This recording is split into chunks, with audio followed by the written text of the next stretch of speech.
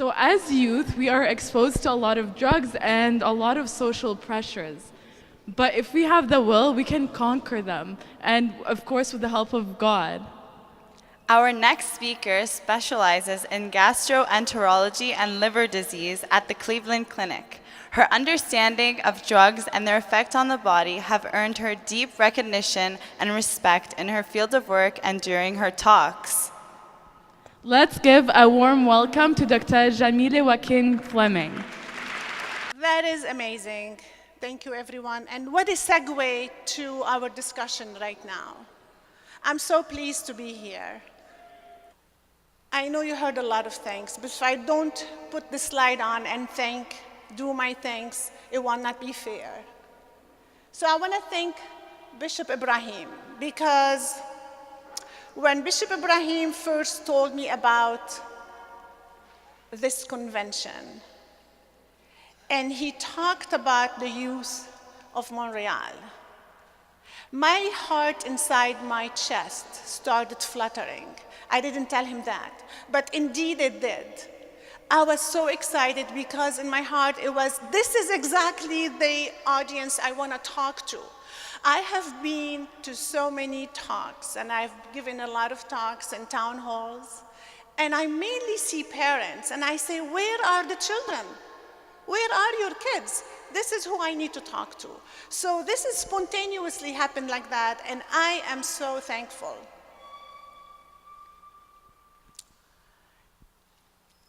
As he was telling me about the convention and what he does in Montreal, I felt the passion in his eyes. I felt that he's doing so much for you guys that you must be thankful, like I am thankful. So this is a double thank you, Bishop Ibrahim. I also want to thank the clergy, the priests, and the nuns that are here, because you all make one family. And I cannot go and name everybody, because then I will miss somebody and I'll feel bad about myself. So I don't want to miss anybody. So thank you all. Thank you all. I cannot miss the organizers. What a great job you've done. We've had challenges, especially today, but wow. Nothing makes us stronger than a challenge, right? Nothing empowers us than a challenge. And I mean it, because when we surmount the challenges, we become strong. And then we could face the world. If we back up after every challenge we see, then we are not doing justice to ourselves, right? To begin with, to God and to everybody. And then I don't want to forget the parents, because the parents entrusted you with this convention. But let me tell you, I'm a doctor. Fertility is very high, so to make a baby doesn't happen to everybody. And to make that baby grow to an adult, a healthy adult, educated adult, able to stand on his or her own, is a great job. And I hope all of you become parents and to know what I'm talking about. Because I'm a parent and I have children like you. And some of your parents are like me, who are immigrants, who lived in war. And some of you lived in war. So I feel the struggle you've went through. And I want you really to be thankful and appreciate it. And I tell you that because this is what I practice. Every morning, I wake up in the morning and I say, thank you, God. And then I say, I never told this to anybody. I say, I sit on my knees and I say, give me the power of a miracle. You can make miracles. And I want to really believe in you, because I have moments I don't believe in God. I'm sorry. Bishop, sometimes I don't believe in God. But I say, give me the power of miracle, because if I could do anything in my life to save a life or all my patients through your miracle, then I am satisfied. I don't want anything else. I am very simple. I don't have any sophistication. I don't want anything for me. Sometimes I wear my children's clothes. But this is what I want. I want people to be healthy. I want to help. And I am dedicated for that. I'm sorry. if I move on without talking about my perspective, and this was something I wrote here, I will not be doing justice also to me. So, as the time approached for me to come over here, I started doubting myself. I said, wow, I am so busy. Now I'm gonna drive 6 hours, 7 hours to arrive to Toronto, and 6 hours back, and take 3 days of my life, and I'm always on the computer talking to my patient and answering labs and doing this and reading and preparing my next talk to my fellows and my residents. What am I doing? Now I'm gonna go back and my email box is gonna be so full. I'm gonna spend the whole night, Monday night, emptying my email box because it's gonna start telling me your message wasn't delivered, your mailbox is full. So I started getting overwhelmed. And to tell you how busy I am, when you get to that stage of being so busy, you become busy and busier. You put yourself in that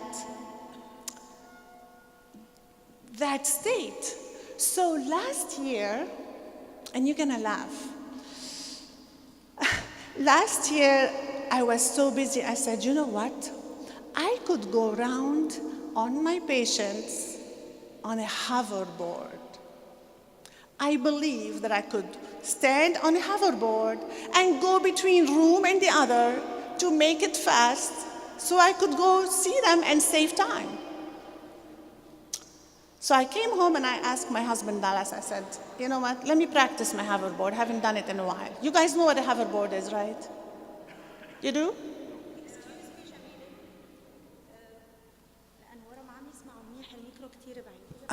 Sorry.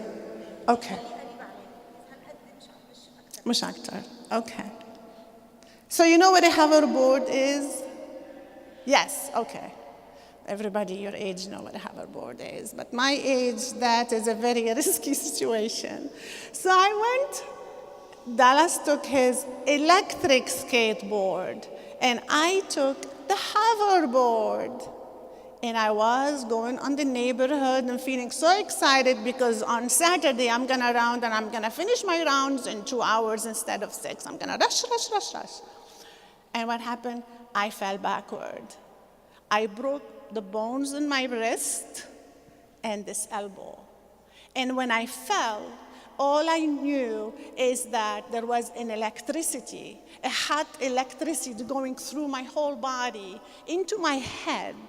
And I said, oh my God, I think I broke my head or my back, and I'm gonna be paraplegic, quadriplegic, maybe I died.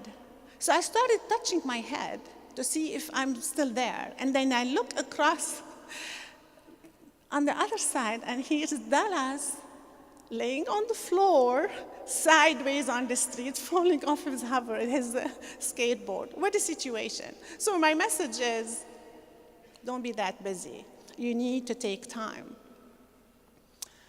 So when I decided to come in all my busy life, I said, gonna make a plan B. I have a plan B, but I'm not gonna tell you what plan B was, because I'm still here, and I'm enjoying it so much. Thank you. This has helped me rejuvenate myself, this convention. This has been more helpful to me than to you. And I say that truly. Thank you.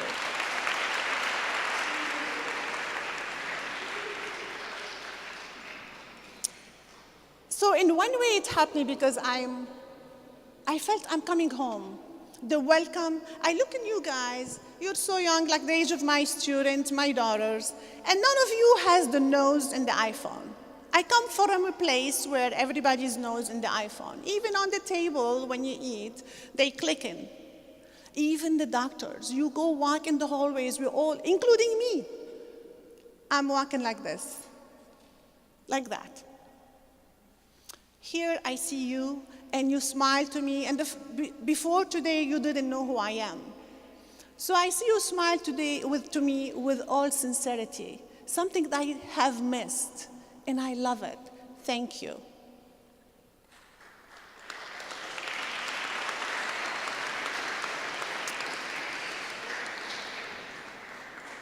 And so I'm a stranger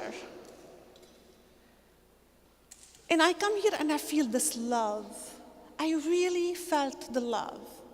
Lots of you held me and kissed me and hugged me and smiled to me, and I she's sitting there, Joyce and everybody, and I really felt that love. And to me, love is very important, because I'm gonna say one word about that. Love is very important because when I landed in the United States in my early 20s, something happened to me. And I started hating God. And I started telling him how bad he is, and why did I make this decision, and who I thought I am, blah, blah, blah. How did I make this best decision? I dissected myself like in an anatomy class, piece by piece. Like if you're in front of a puzzle and you throw it on the ground. And then I had to put my pieces together by myself. And I learned a lot from that. And I'm not going to talk about my life because this is not about my life. But I appreciate the love, and I want to tell you that endurance makes you feel strong, and don't back up and go the easy way to drugs or to drinking. Because now I look back, so many years back, and I say, I'm the same person who said, I hate you.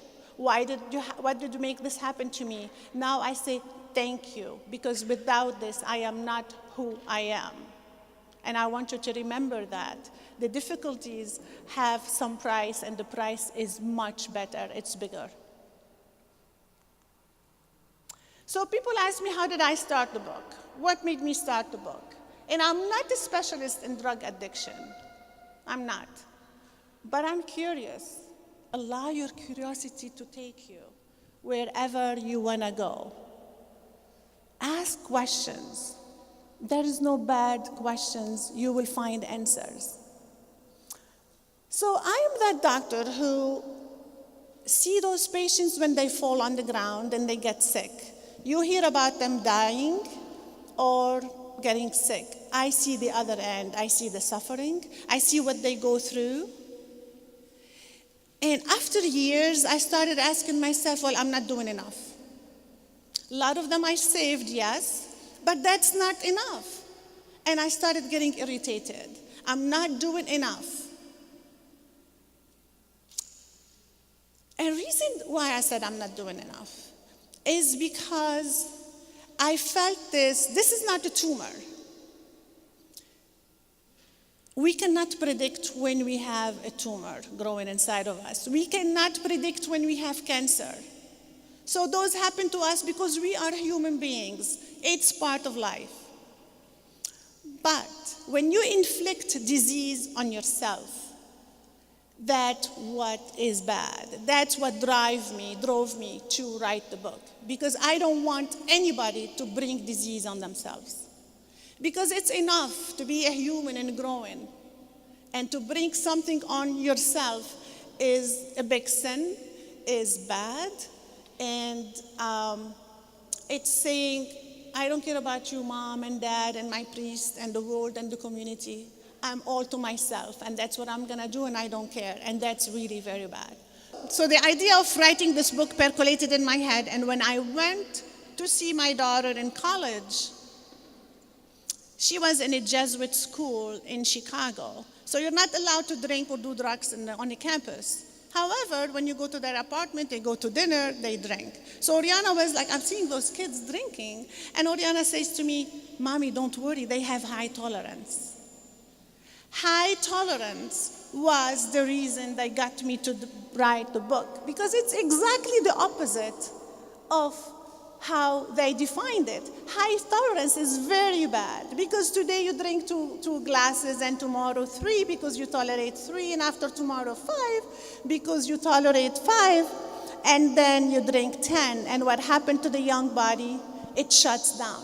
You don't know anything going on to you. You're feeling good, and you tolerate, and you tolerate, and you tolerate, and then suddenly you shut down. Now they are 18 years old, 20 years old, 30 years old, on the floor, begging me, the parent, please do something. So much you could do. So I began interviewing people of all ages because I became curious. What are they doing? When I was young, I was running away from bombs and gunfire and snipers. Truly, I'll tell you my story one day. Why are they killing themselves? What is about this age that different when I was their age? So I started interviewing. You will read the book, but the bottom line was, life was empty. You read all these stories, it's the same bottom line. We were bored. Life was empty. But those who stopped, some of them stopped, had a lot of love at home. I keep going back on love. They were loved. And what kept me going when I started my life in the United States is the love that I had. So please love. Do not give up the struggles, we talk about that. But also you need to give yourself time to get inspired. You need to be inspired. When you watch the iPhone all day long and movies and in addition to school all day long, there is no time to get inspired. You need that quiet time to connect. And maybe you will discover God and maybe not. Somebody outside asked me if I believe in God. I will tell you later because I want to finish this. And if we have time, ask me the question. But you really need that quiet time to meditate, to pray, to do the rosary, to pray the rosary. You need that quiet time away from that iPhone to find if there is God or not. You have to find it. We do our job as educator, and the priest and the clergy will tell you, your priest and your parents. But you also have to find it by giving yourself time and getting inspired. Okay. More technical stuff. Ready for that? It's the hardcore. I hope I don't bore you with this. So I was saying, what am I going to say that will help you? I don't want to talk too much. You know, I could talk forever, but I want you to remember this slide, because on this slide, they did the studies of the brains of people between 2 and 20 years old. And look what happens to the brain. It keeps changing. And if somebody did the brain between 20 and 30, then maybe they will find the changes too. But look at these changes. And this is a sagittal picture of what the brain does in the healthy control and drug abuser. But what I want to tell you also on this one is that if you interfere with that development, it's like a chemical reaction. You are all educated. So you know that hydrogen and oxygen makes water, right? But if you interfere into that reaction and you add sodium chloride, the whole thing is off, right? So if you interfere in that development, you are interfering with your development, with your brain, and how you're going to function in life, and how you're going to be educated, and how you're going to take care of your family.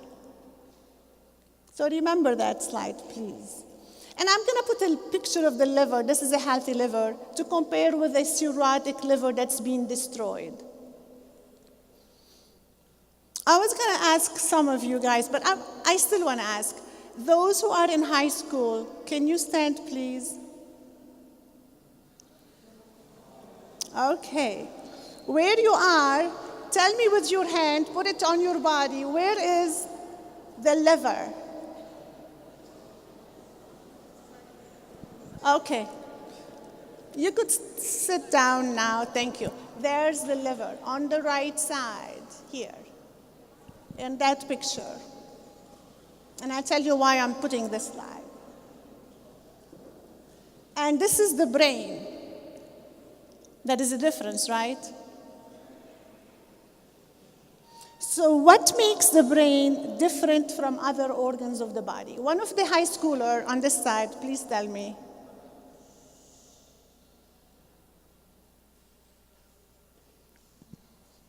Go ahead. What makes the brain different?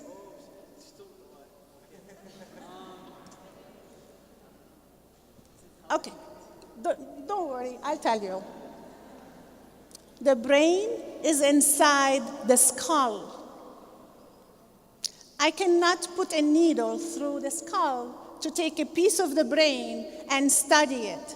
So we know a lot about the brain, but we don't know much. Whereas in the liver, you could see how the needle is going between the ribs into the liver. It's very easy. I do this every day. I take a piece, take it to the lab, we look under the microscope, we know what happens. With the brain, we don't know. So you don't know what happens. Bad things are happening. This is a slide I want to show you. They compared the drinking of people who are in college compared to those who are not in college. And all those educated people are drinking more, whether it's binge drinking or intoxication. What's the message here? It's very sad, because the more educated, the more in trouble you're getting yourself. Is that true? Wow, that's really scary. That's the same principle as high tolerance. This is a 2-year-old slide. 100,000 people die each year from alcohol-related causes. And these causes are not about health. They're about crashes, accident falls, fires, alcohol-related homicide, and suicide. We haven't talked about their health yet. 100,000 2 years ago. That's a lot. So what happened to alcohol? Even if you're not drunk, alcohol is going to interfere with your judgment. It's going to interfere with your senses, your reaction time, which you really need when you're driving. You need to be 100% alert, not even 98% alert. It gives you slow reaction times. It impairs your coordination, your balance, your vision, and ability to see distance. You see how that interferes with driving? And that's why we have so many crashes every year. More crashes on the road than on the planes. You know that, right? So what does alcohol do to the body? I want to be honest with you. I'm not here to lecture or anything, but I want to tell you something. If you want to drink a little bit, go ahead. Really, go ahead. It is not going to kill you by me, but don't listen to me. Listen to your parents, to Bishop Ibrahim and your priest. But as far as a doctor, I want to be honest with you. A couple of drinks here and there on your birthday, on New Year's, is not going to kill you. But it puts you at a potential for addiction. And as I mentioned earlier, the younger people that come to the hospital, I see them dying more than the people who are 40 and 50 years old. Somehow, about those young people, they are drinking their life away. So they develop cirrhosis, jaundice, mental confusion, bleeding, ascites, organ failure, one after the other, and their body dies like that. A lot of infection, and they die. And if they don't die, it's because we gave them a new liver transplantation. If they don't get a liver transplantation, they are dying. These are pictures. This is ascites, the first one. Some people come once a week to my clinic to get 10 liters out of their belly every week. And if they don't, this umbilicus bursts, and I've seen it burst. They become jaundice, yellow all over. So this is a question to you, and we may not have time for you to answer to me, but if somebody want to answer, otherwise I'll keep going. Is beer alcohol? Say yes or no. Yes. I have people come to my office, tell me, oh, I don't drink. And I say, okay, but what do you drink? What do you drink? They say, I don't drink, and then they say beer. But doctor, beer is not alcohol. What is a safe alcohol level? What is a safe alcohol level? 0. Very good. What is a legal blood alcohol concentration level? Well, legally, the cops could arrest you depending on what you're driving. If you're driving a big truck, it's 0.02. If you're driving your own car, maybe 0.05. Very, very little. Does alcohol affect everyone the same way? How? That's true, no. Go ahead.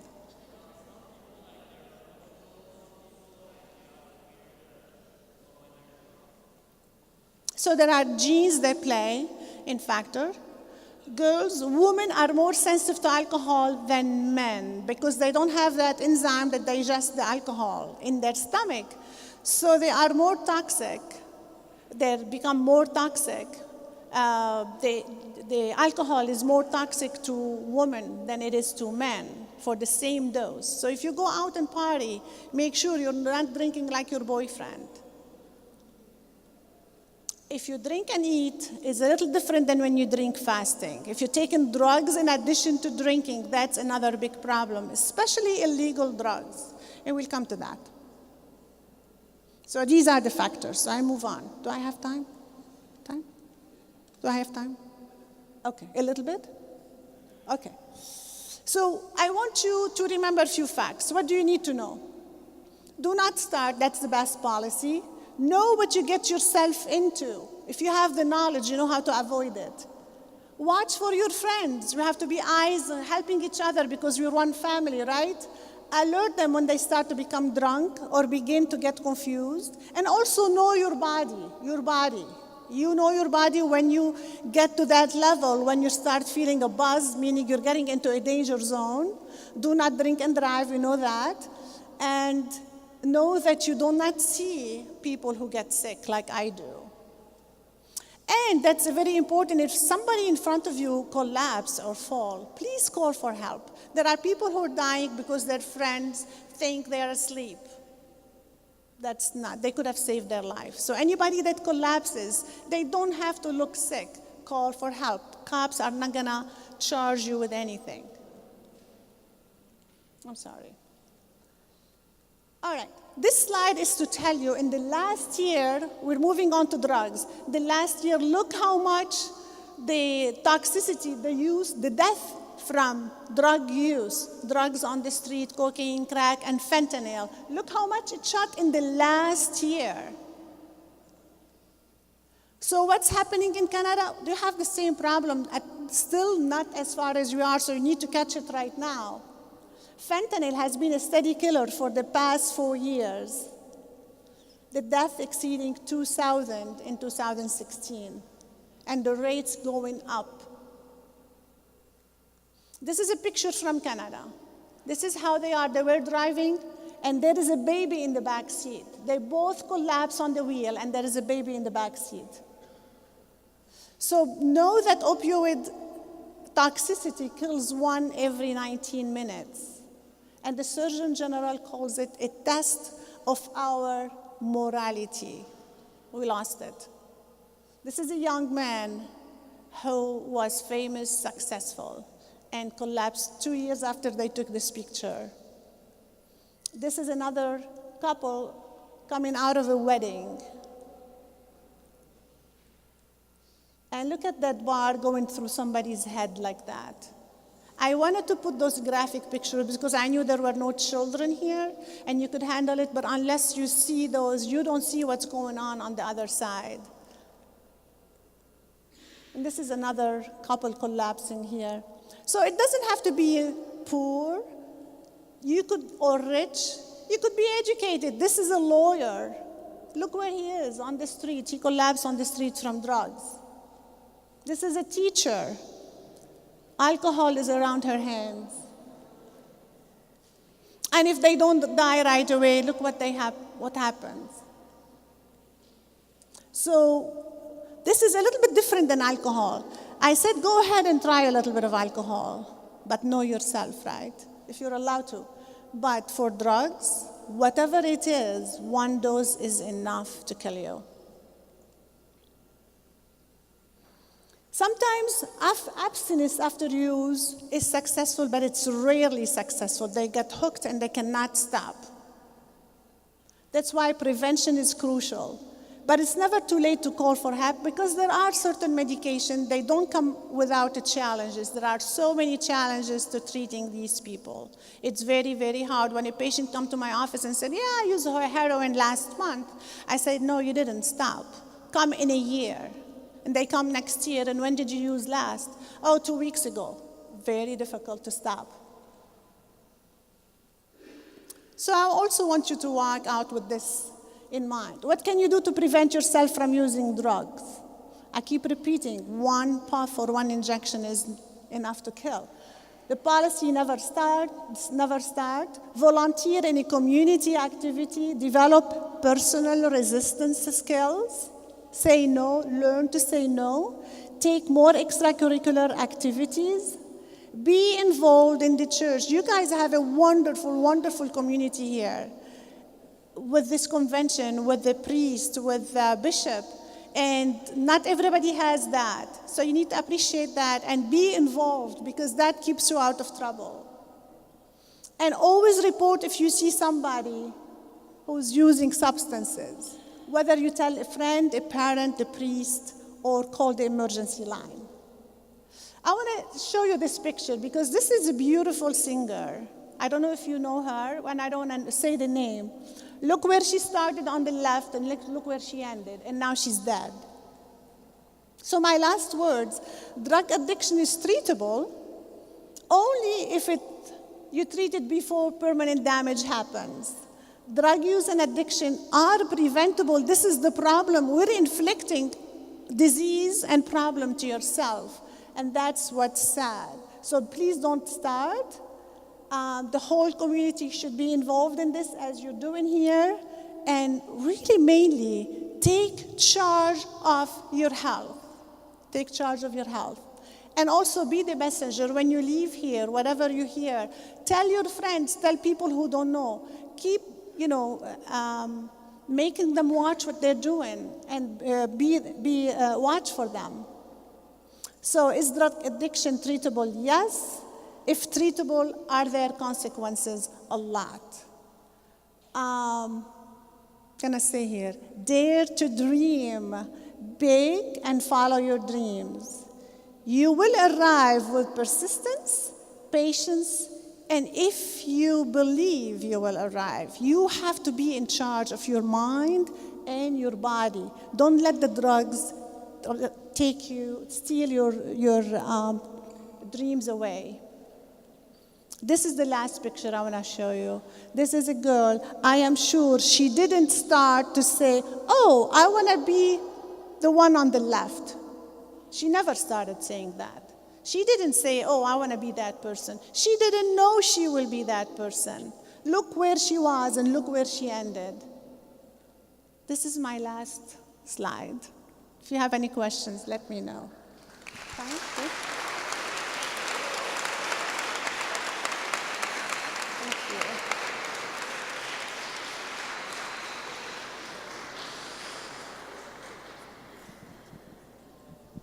I have a quick question for you. You asked us if we had time earlier to ask one question. Do you believe in God? So, I didn't start believing in God. I lived in war. Our house was robbed twice. My cousin died. And my brother, I should have brought, was killed. So no, I didn't believe. And then when I landed in the United States, running away from this, I ended up in a worse situation. I had to lift myself up. Now I do. And let me tell you what God means. For some of you, God is in the abstract. And for me, initially, it was the abstract. I'm a doctor. When my residents or my fellows or my students say, I have a plan for this patient, I'm going to do A, B, and C, I say, what do you mean? Show me the data. We go by data. We do clinical trial. We want everything palpable, teachable, visible, right? That's what doctors are. So I started like that. I want to feel it. I want to touch it. But I had time to think. I allowed myself to be bored. I did on purpose allow myself to be bored. I allowed myself to take a few minutes of my time and meditate and pray and pray and pray. In that silence, in that solitude, sometimes you feel something. It's hard for me to tell you. What I believe God is all of us. Because when we die, our soul goes back to Him, whoever He is.